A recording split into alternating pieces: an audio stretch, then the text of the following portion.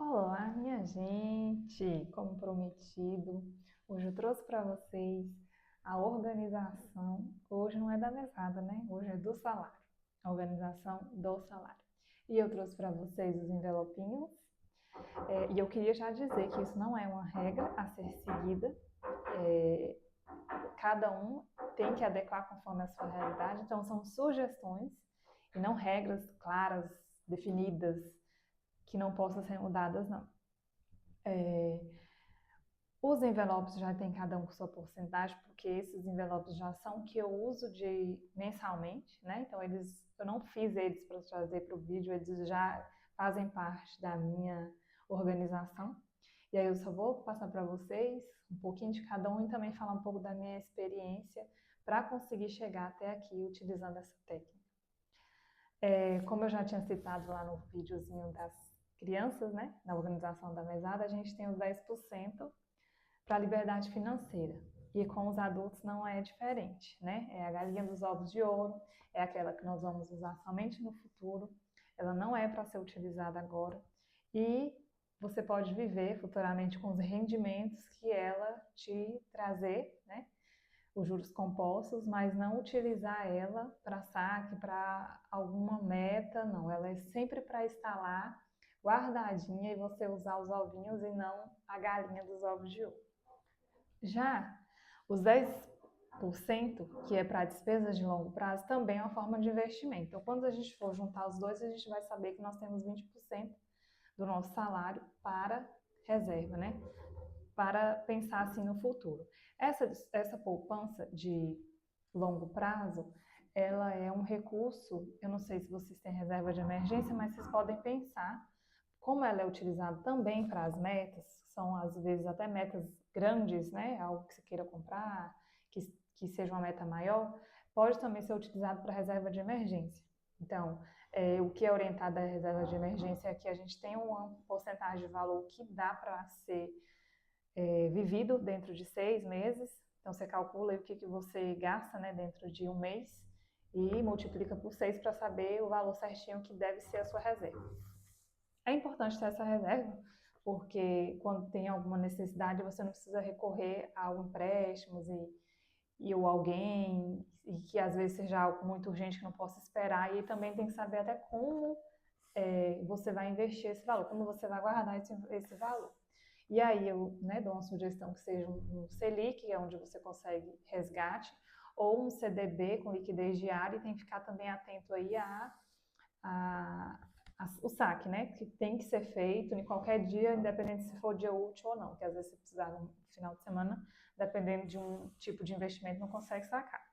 Então, esse é para essas metas, para esses sonhos, ou para a reserva, se você, né, ainda não tiver. Para que aconteça, né, de forma satisfatória lá, guardar lá e ainda ter uma motivação para isso, é aquele da diversão. Né? O da diversão, a gente tem uma natureza de que a gente não pode guardar tudo e não usufruir de algo, porque senão lá na frente a gente vai acabar sabotando os nossos resultados, né? Se for só guardar, guardar, guardar e não viver, não aproveitar para viver. Então tem que ter o da diversão, que é aqueles 10% que você faz o que você achar, né, necessário, achar importante realizar em cada mês, né? Ele tem que ser gasto todos os meses, ele não é para guardar.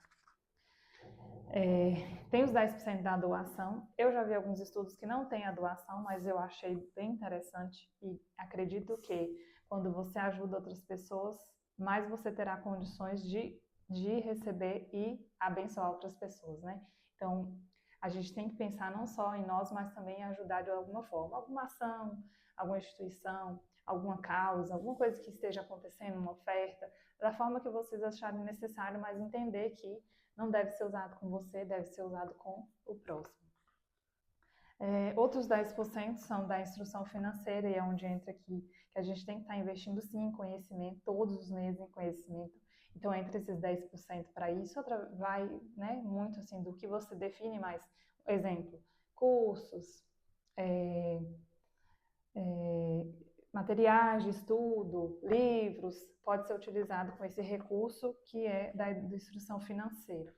Já as necessidades básicas, ela é 50% do valor. Então, aqui cada um são 10, chegando aqui das necessidades básicas, é 50%. Então, a metade do salário, ele é para viver o presente, e através, assim, do que é realmente necessário, né? Onde, igual fala, são as necessidades básicas. Entre o supermercado, água, luz, telefone, carro, né? O que tiver, assim, de despesas básicas, que vocês consideram como básica, entra nessa 50%. Agora, é importante lembrar que a gente tem que fazer essa divisão conforme a realidade de cada um. E ele pode ser adaptado também da forma que achar necessário, né? Essa divisão cada um pode fazer. Mas o que a gente tem que colocar em mente? Que a gente não pode guardar tudo ou gastar tudo. Tem que ser feita essa meia divisão aí. E aí é o que a gente tem que destacar. A gente tem uma porcentagem de necessidades básicas, que é o que gasta no momento. Tem que ter aquela porcentagem de guardar, que é visando o futuro. Tem que ter aquela porcentagem que é o que você vai se divertir agora, porque você não vai viver só de pagar contas e guardar, mas você também tem que viver aquele presente, usufruir daquilo com a forma que você achar que te traz alegria, que é o da diversão. E também pensar no próximo, que é através do envelopinho da doação. Eu aprendi, né, cheguei até essa ainda dos envelopes através de muita dificuldade, na verdade. E eu trouxe isso aqui tudo de experiências próprias, assim, não foi nada inventado, nada criado, nada, né, eu tive que estudar para conseguir chegar nesses envelopinhos e saber fazer a divisão. Mas, assim, hoje eu vivo da técnica dos envelopes, mas isso custou muito para chegar até aqui, né? Eu já tive em situações de muitas dívidas, a ponto de não conseguir fazer a técnica dos envelopes, mas eu sempre tive eles guardadinhos aqui porque era a minha meta.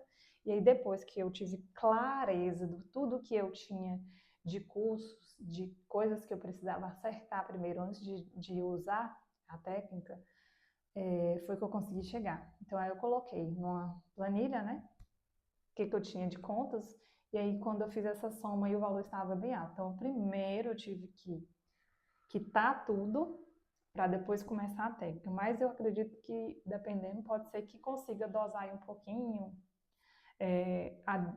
adequar alguma coisa, diminuir alguma porcentagem, para conseguir pagar também, se tiver alguma dívida, para não delongar tanto o início dessa técnica. Porque eu acho que levou muitos meses para eu conseguir, de fato, conseguir fazer a técnica, mas que hoje eu vejo que está compensando muito e que hoje eu vivo com metade do que eu vivia ano passado, com o meu cargo, né, onde eu me afastei.